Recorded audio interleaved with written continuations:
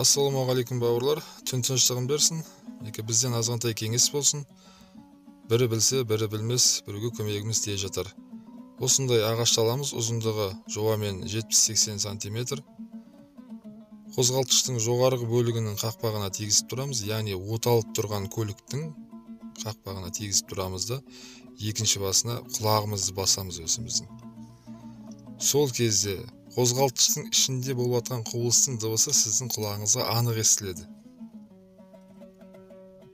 Артық дыбыс шығып тұруы мүмкін, бәлкім генератордан болуы мүмкін, генераторға тигізіп тыңдап көрсеңіз болады. Тағы да басқа қозғалтқыштың әр бөліктеріне тигізіп тыңдап көрсеңіз болады. Автоматты беріліс қорабын тыңдап көріңіз.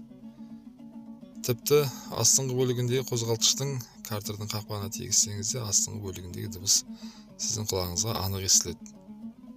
Ағаштың өткізгіш қасиеті осындай.